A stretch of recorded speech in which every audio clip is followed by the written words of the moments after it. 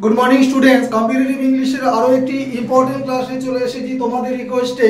তো আজকে অনেকদিন পর একটা টপিক দিলাম, this is English mock test, অর্থাৎ আপকামিং স্টেট গভর্নমেন্ট বা সেন্ট্রাল গভর্নমেন্টের যে সমস্ত এক্সামগুলো আসছে তাদের দিকে তাকিয়েই আমি ক্লাসটা দিচ্ছি। চলো স্ক্রিনশটের জন্য কয়েক সেকেন্ড সময় দিলাম।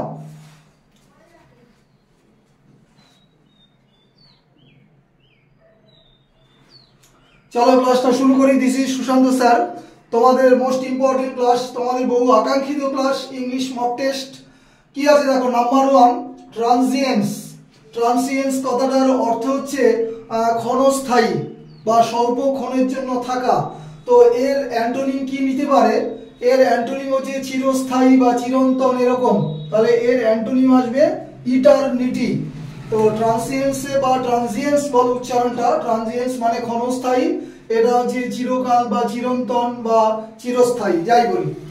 নেক্সট একটা ইম্পর্টেন্ট শূন্যস্থান, মোস্ট ইম্পর্টেন্ট, দ্য আলমিরা ইজ মেড।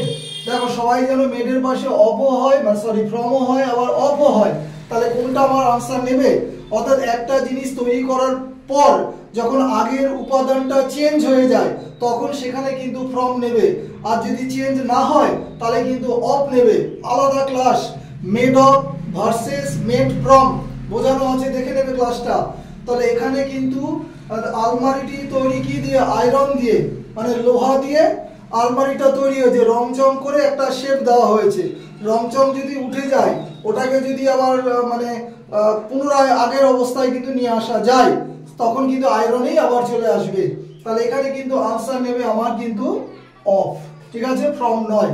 তাহলে উপাদান যদি একদম সম্পূর্ণ চেঞ্জ হয়ে যায়, আগের অবস্থায় ফিরিয়ে না আনা যায়, তখন আসবে হচ্ছে ফ্রম। আবার বলছি, আলাদা ক্লাস আছে, দেখে নিও। নাম্বার 3 স্টুপিডিটি যে শব্দটা কোন পার্টস অফ স্পিচের মধ্যে পড়ে? Adjective, verb, adverb, noun. Obviously vocabulary part, এটা স্টুপিডিটি শব্দটা নাউনের মধ্যে পড়ে, তাহলে সঠিক আনসার হবে noun. Next, this is the wrong dash to this question. Conceptual, এটা কোনো মানে একটু ভিন্নধর্মী শূন্যস্থান। সেইং, স্টাইল, আনসার, সে।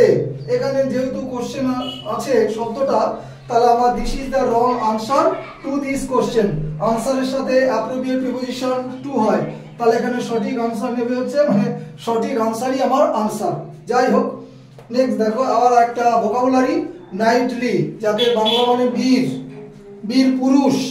তো এই শব্দটার অর্থ মাইজারলি, কৃপণ, প্লেফুল, আসে না, কাওয়ার্ডলি, জানো কাপুরুষ। সঠিক আনসার হবে শিভালরাস। শিভালরাস মানে বীর পুরুষ। নেক্সট, লাস্ট নাইট, গত রাতে, fire broke dash in our locality. একটা ফ্রেজাল ভার্বের উপর শূন্যস্থান, কারণ ব্রোকের সঙ্গে তুমি যেটাই লাগাও না কেন একটা ফ্রেজাল ভার্ব তৈরি হয়ে যাবে। তাহলে এখানে সঠিক আনসার হবে গত রাতে আমাদের এলাকাতে আগুন ছড়িয়ে পড়েছিল, তাহলে সঠিক আনসার হবে আউট, ঠিক আছে। ব্রেকডাউন মানে ভেঙে পড়া, ব্রেকআপ মানে বিচ্ছিন্ন, আর ব্রেক ইনটু মানে বলপূর্বক প্রবেশ করা, তাহলে সঠিক আনসার হলো আউট।